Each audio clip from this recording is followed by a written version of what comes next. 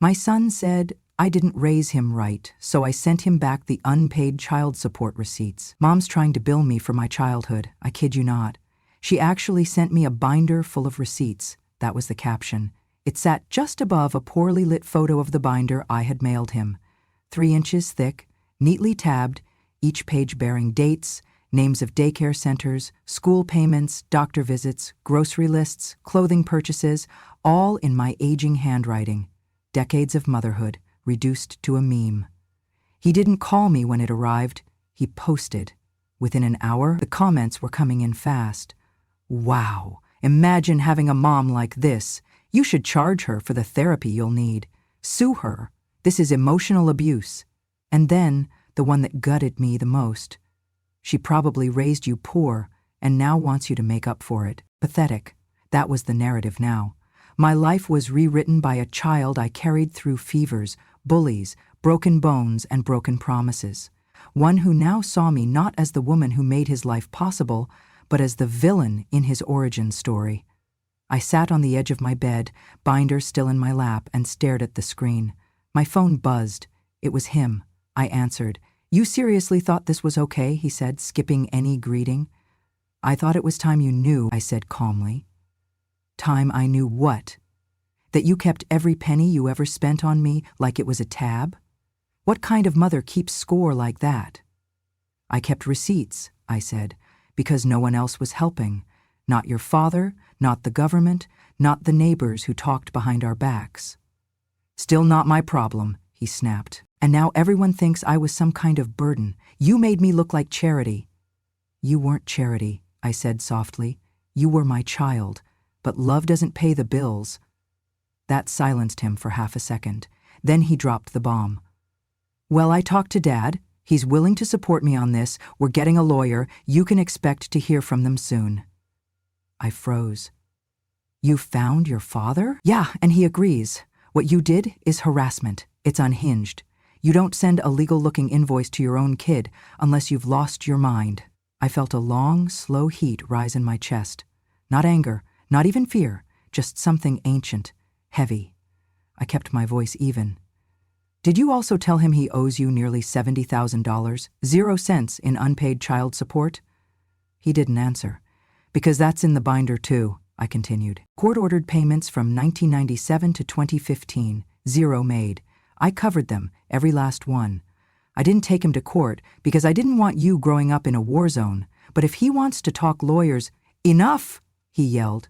"You're not the victim here, Mom. You never were." He hung up. I sat in silence, the click of the call ending still echoing in my ears. Victim? No. But I was the woman who gave up every plan she ever had to make sure one little boy never went to sleep hungry. I was the woman who cried in a walk-in freezer on her 3rd restaurant job shift because her shoes had holes and the cold cut through her bones. I was the woman who had to choose between rent and asthma medicine, who lied to bill collectors, who sold her only nice coat for extra tutoring sessions, who once walked 8 miles because the bus money had to buy him a notebook. But I never told him any of that. I just smiled and said, "It's okay, baby, Mommy's fine." Now he wanted to sue me for telling the truth. Not in anger, not in bitterness, just truth. That binder wasn't revenge, it was record. A story he had never asked for, but deeply needed, and he turned it into a public joke. I walked to my garage, past the old washing machine that rattled too much, and opened the trunk of memories I kept sealed. Inside, Polaroids, report cards, birthday cards with childish scribbles, a broken toy car he once cried over, and under it all, a court document. Yellowed at the edges, signed and stamped, it stated clearly, his father was ordered to pay $327, 0 cents per month in child support from July 1997 until June 2015. $0 had been received. 18 years.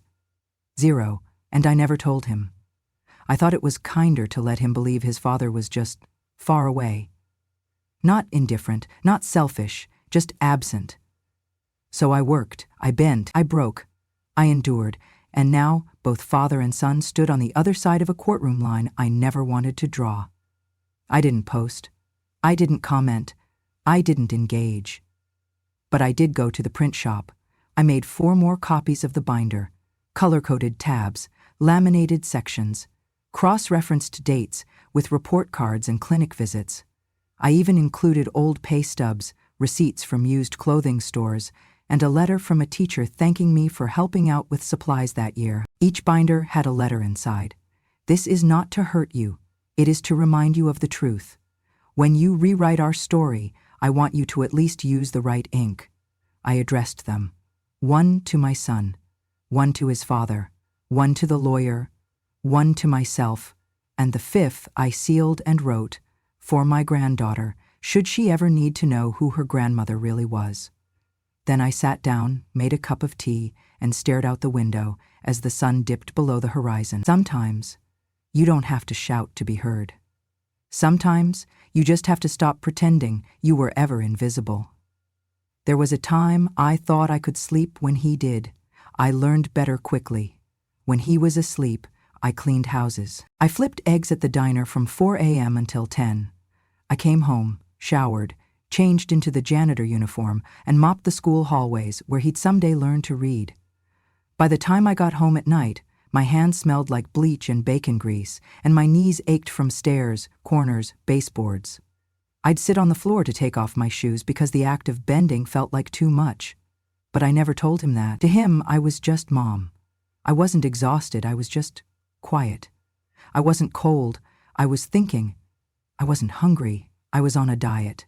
I never let him see the backaches, the bill notices, the way I counted pennies before grocery store visits.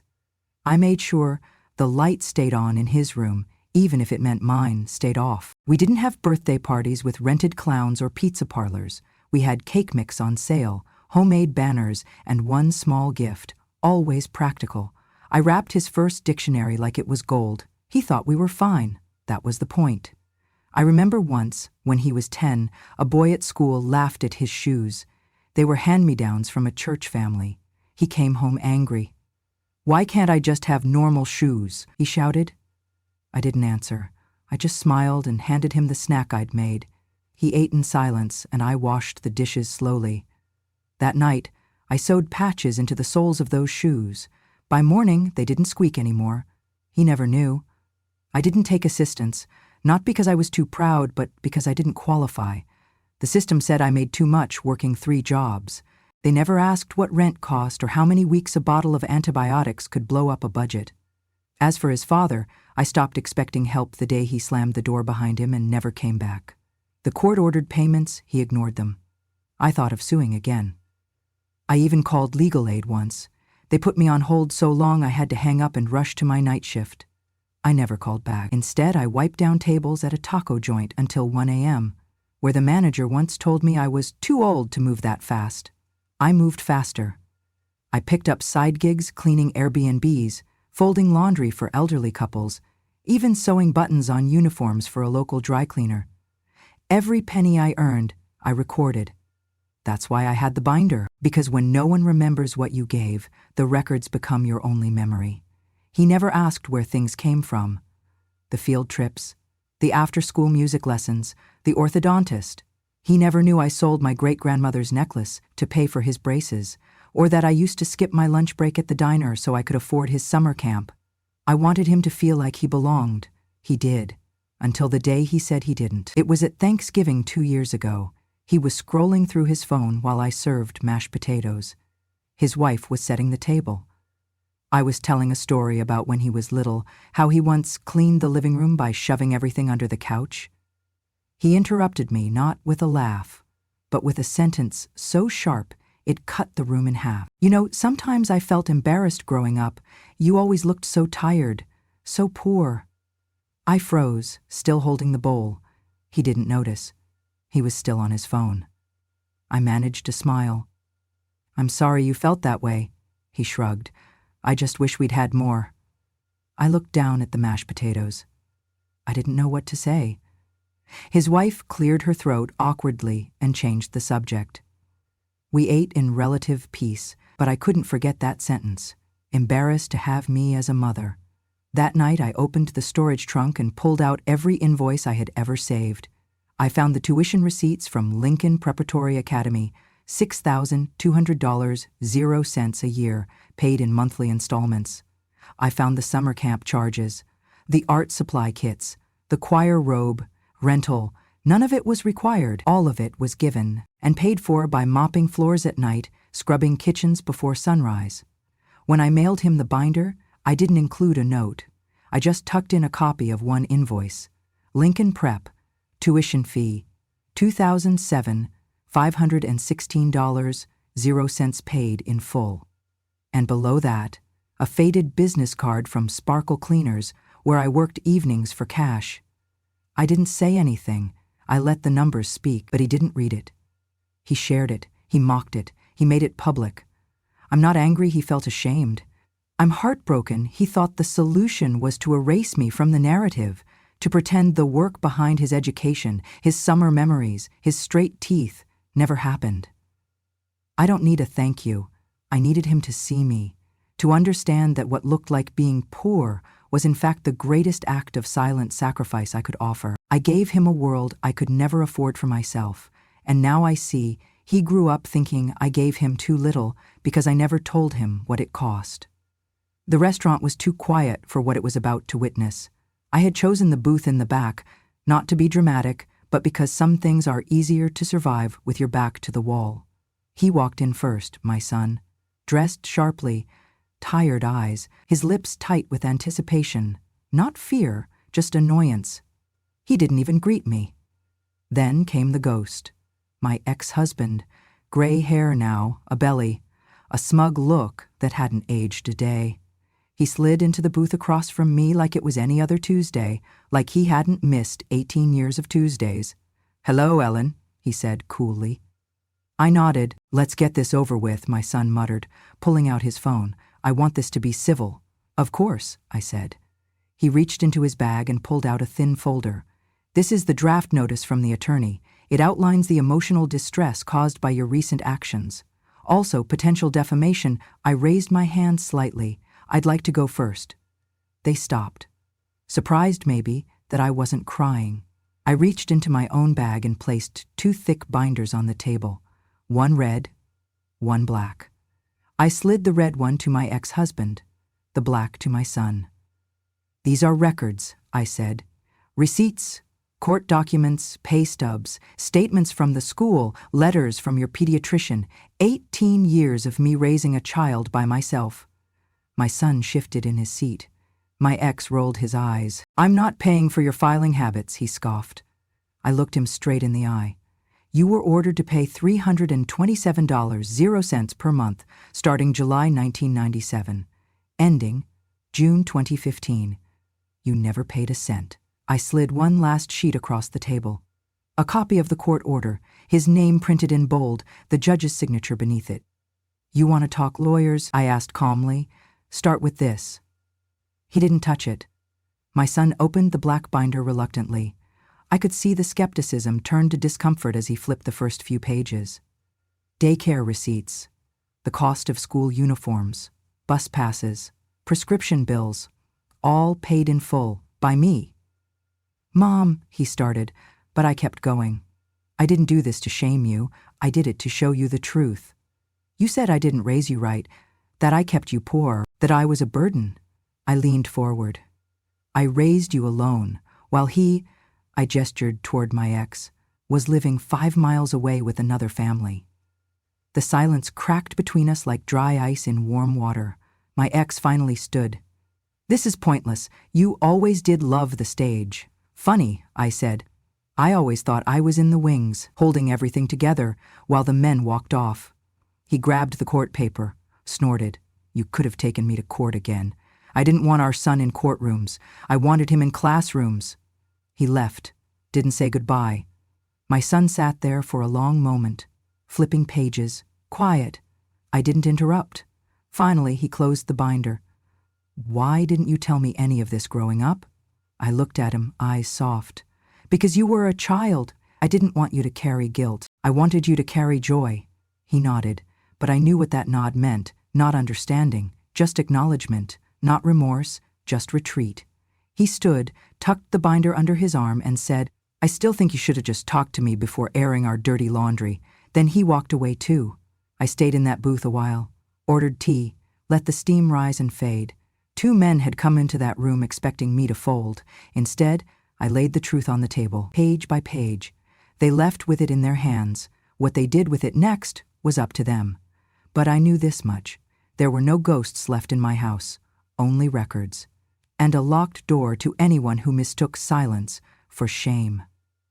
I never responded to the post, not once. Not when it reached 5,000 shares, not when they started tagging me in the comments, not even when someone posted a photoshopped image of me holding a receipt like a pitchfork with the caption, "When your mom thinks she's the IRS." I let them talk. The digital crowd, loud and hungry, turned my life into entertainment. But something unexpected happened. Buried between the mockery, a voice rose. It was a girl, maybe in her 20s, who wrote, "Before you laugh, check the numbers. Single moms don't owe silence." Then another voice, older. I was that kid. I grew up thinking my mom failed me. Then I found out she worked 3 jobs while my dad went on vacations. Then came the screenshots. Someone found my son's old post from 2015, back when he graduated college. A photo of him in his cap and gown, beaming, and the caption read, "Wouldn't be here without my mom. Strongest woman I know, worked her fingers raw so I could fly." It had hundreds of likes. People started reposting it. Under his new post, the one calling me dramatic. The contradiction was jarring. One woman wrote, "So she was your hero when you were broke, but a villain now that you're successful?"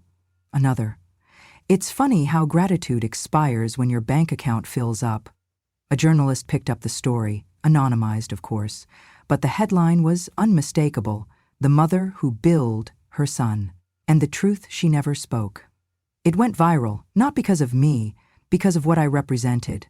The quiet millions, the unseen labor, the myth that motherhood is martyrdom and mothers must never speak of cost. My son tried to fight back. He posted a video, polished, scripted. He sat at a desk, clean background, trying to look composed. "This isn't about money," he said. "It's about boundaries. It's about emotional manipulation." But it didn't land. Someone pointed out the $70,000, 0 cents in unpaid child support from his father. Another questioned why a grown man would humiliate his own mother publicly instead of speaking privately. His credibility crumbled, piece by piece. The company he worked for, a family-oriented brand, distanced itself. His name quietly disappeared from the website. Brand deals vanished. Friends unfollowed him. Some posted vague quotes about remembering who really raised you. He deleted the original post, but it was too late. The internet remembers. He sent me a text, just one line. "Are you happy now?" I didn't reply, not because I wanted revenge, because he still didn't understand. This wasn't about punishment, it was about truth. And truth, once spoken, doesn't need to scream. A week later, someone slipped a letter under my door, no name, just handwriting I recognized instantly. It read, "I didn't know people would turn on me like that. I was just trying to be honest. But maybe your version of honest is different. Maybe yours is quieter, but heavier. I'm sorry if I made you look bad. That wasn't my goal. I just didn't know how to say thank you anymore." I folded the letter and placed it in the binder, under August. Not because it made things right, but because it was the first time he admitted there was something to be sorry for, even if he didn't say it out loud. Even if it came in the shadow of public shame, I still didn't respond. Not to the letter, not to the texts, not to the podcast that wanted to interview me. I had said what needed to be said, in silence, in paper, in truth. And now the world spoke back. Not for me. For every mother who ever wondered if she was allowed to count the cost of love. The envelope was cream-colored, the kind you buy in a hurry but seal with hesitation. My name was written on it. Not Ellen, not Mrs. Harris, but something I hadn't seen in writing for years. Mom. I opened it carefully. The handwriting was neat, unsure in parts, like someone who hadn't written by hand in a long time. The letter began simply, "I hope this reaches you before he deletes my account." That was the first line. It took my breath. She went on. I watched everything unfold online. I saw how they turned on you, and I'm ashamed it took strangers to say what I should have said years ago. I sat down slowly, my hands trembling just enough to blur the ink. Thank you, not just for raising him, but for reminding me that I'm not crazy. The next few lines came fast, like she'd been holding them in. He controls everything, our accounts, our passwords, even my email. I used a coworker's phone to send this. He said you were dangerous, that you'd try to poison our marriage, that you were manipulative, bitter, obsessed with money. I believed him. The words curled into my chest like smoke, but then I saw those binders, and I saw you. Not as the woman he described, but as the woman who raised him when no one else would, who worked, sacrificed, stayed silent. You were never bitter, just tired. I paused, took a breath. The next line felt like a whisper from across generations. I want to leave him. She didn't elaborate right away. The next paragraph was all fear. Fear of custody battles, of being labeled unstable, of being blamed. He says if I leave, he'll make sure I never see our daughter again. He says he'll bury me in court. He has screenshots, recordings. He says he knows people. My fists clenched. I had known that tone before, the quiet panic in women who smile through dinners but cry in bathrooms. She continued, but when I saw your binder, I realized he learned that silence from somewhere, and I don't want our daughter learning it too. Then, the final twist. Would you let us stay with you? Just for a little while, until I can figure things out. I know this is asking too much, but I don't have anyone else, and you've always felt like someone who would never let a woman fall. Love, Emily? I read the letter 3 times, the first time with disbelief, the second with anger, the third with something I couldn't name. Grief, maybe, for all the women like us. I didn't hesitate. I picked up the phone and texted the number she scribbled at the bottom. The door is open. Come home. They arrived 2 days later. She looked thinner. Not in the way people admire, but in the way people ache. Her eyes scanned the driveway, like she was expecting him to jump out of the bushes. She held her daughter's hand tightly. My granddaughter, with hair the same soft brown as her father's when he was little. I hugged her gently. She didn't let go for a long time. When we stepped inside, she whispered, "Thank you, Mom." Not Mrs. Harris, not Ellen, just Mom. I hadn't cried for myself in years, but that name, the way she said it, made something inside me finally collapse.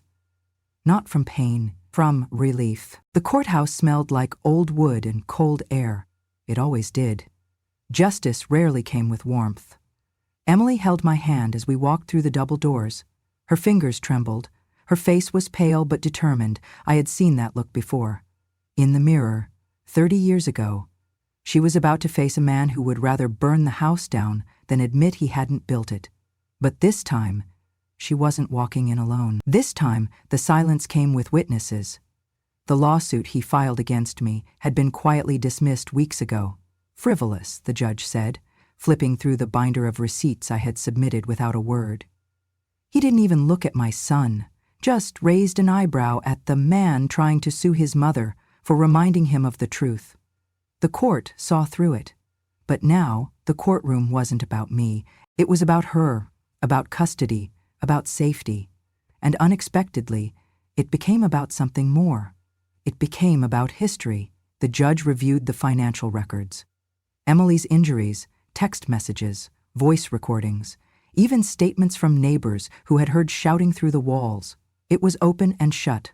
But when my son took the stand, he didn't talk about her, he talked about me. She manipulated Emily, he said. She turned my wife against me. She's been poisoning my family for years. The judge leaned forward. Are you suggesting your mother, who raised you alone, who never remarried, who has no criminal record, has masterminded a conspiracy against you? My son swallowed. She sent me a binder of receipts. The courtroom paused. Receipts? The judge repeated. For what she spent on me growing up? There was a soft chuckle from someone in the gallery. The judge silenced it. I see, he said. And in this binder, were there lies? No, he admitted. But it was emotionally manipulative. The judge raised one brow. Would you prefer she'd kept silent and let your daughter think her grandmother was a ghost? My son didn't answer. But everyone heard the silence loud and clear. Emily's testimony was short, steady, unshaken.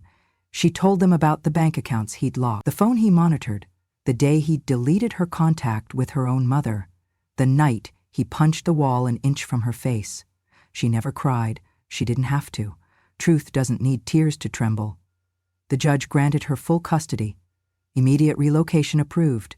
Supervised visitation pending further review. He sat there, my son, mouth slightly open, as if the world had betrayed him. But the world had only finally opened its eyes. We thought it was over, up until the judge turned to the back of the courtroom. "To the biological father of Mr. Harris," he said, "would you please rise?" My ex-husband stood slowly. He hadn't expected to be called. "You were court-ordered to pay child support from July 1997 to June 2015. Are you aware that 0 payments were ever received?" He cleared his throat. "Yes, Your Honor, but there was no enforcement." "That doesn't negate the debt," the judge interrupted. "You owed support. You failed to provide it. That's a financial abandonment of your legal responsibility." He looked stunned. "I will be issuing a retroactive enforcement order. The amount due, with interest, is calculated at $94,287.00. Collection begins immediately. Failure to comply will result in garnishment, liens, or incarceration." My son turned to him, wide-eyed. "You said that was over," he whispered. My ex didn't respond. 2 generations of men. One thought he was owed gratitude without responsibility. The other thought he was owed silence without consequence. Now both stood in the same courtroom, stripped of their illusions. And I sat quietly in the back, holding my granddaughter's hand. When it was over, Emily hugged the lawyer. We stepped into the sunlight, bright, unforgiving, beautiful. She looked at me. "I couldn't have done it without you." I shook my head. "You did it because of you. I was just your shadow." "No," she said. "You were my light." I didn't argue, not because she was right, but because sometimes when someone calls you light, you don't correct them. You just let yourself shine. The house felt different now. Quieter, yes, but not hollow. It was the kind of quiet that comes from peace, not absence. The kind of quiet where you can hear the soup simmer, the pages turn, the garden stretch in the morning sun. Emily moved into the spare room with my granddaughter. We rearranged furniture, painted the walls a soft blue, replaced the old curtains with ones she found at a thrift store, yellow, cheerful, embroidered with little daisies. The room breathed again. So did I. In the mornings, I taught my granddaughter how to water the tomatoes just right, not too much, not too shallow. Her tiny fingers touched every leaf like they were precious. In the afternoons, I showed Emily how to knead dough with care, not fear. We made bread from scratch, then jam, then pie. She laughed for the first time in months when the crust burned a little. "I used to think I couldn't cook," she said, licking sugar from her thumb. "You just needed a kitchen that loved you back," I smiled. We didn't talk much about the past, not because we were avoiding it, because we were busy building a new one. I watched Emily regain her posture, her voice no longer trembling at the end of every sentence. She spoke freely now, laughed without looking over her shoulder. And my granddaughter, bright, curious, resilient, became the glue we never asked for, but desperately needed. One night, I found her at the dining table, tongue sticking out slightly as she wrote. "What you working on, sweetheart?" I asked. "My essay," she said. "We're supposed to write about someone who inspires us." I expected her to say her mom, but she looked up, smiled, and said, "It's about you." I blinked. "Me?" She nodded. I called it The Mother I Got Twice. My heart stilled. She read aloud, "Some people are lucky. They have 2 grandmas. I'm luckier. I have a grandma who's also my second mom. She didn't just teach me how to grow tomatoes or make jelly. She taught my real mom how to smile again. She keeps us safe. She's soft but strong. She's the kind of quiet that makes everything feel okay." I couldn't speak for a full minute. When I finally found my voice, I whispered, "Thank you, baby." She shrugged. "I just wrote the truth." Truth. That word again. So simple. So heavy.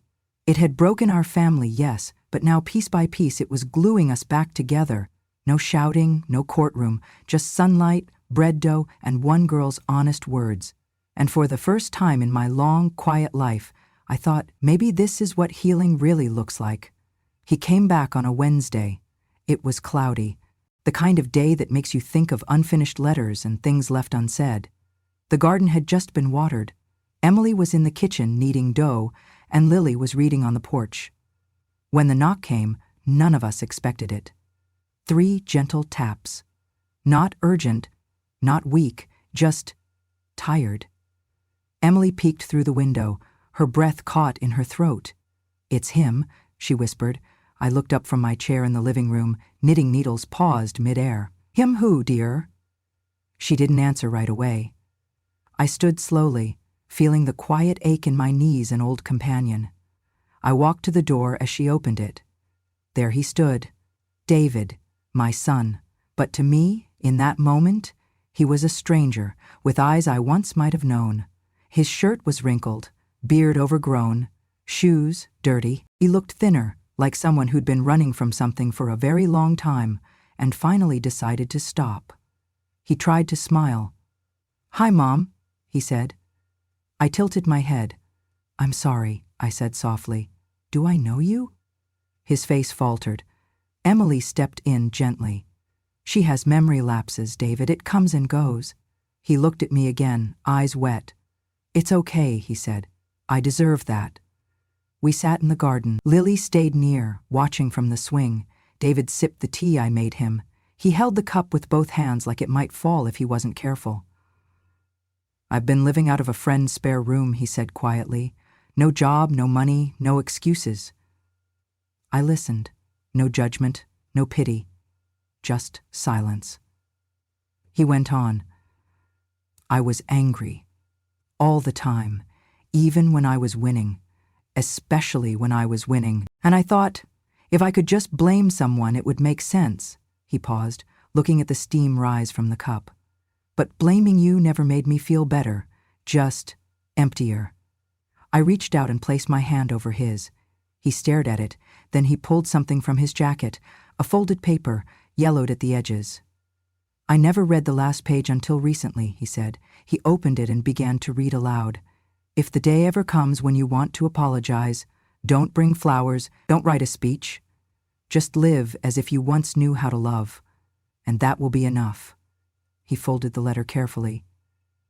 "I don't know if I ever did know how to love." I looked at him. "I think," I said slowly, "you're starting to remember." That evening, Emily and Lily prepared a simple meal: roast chicken, garden potatoes, warm bread. David stayed, hesitating at every gesture of kindness like it was a trap.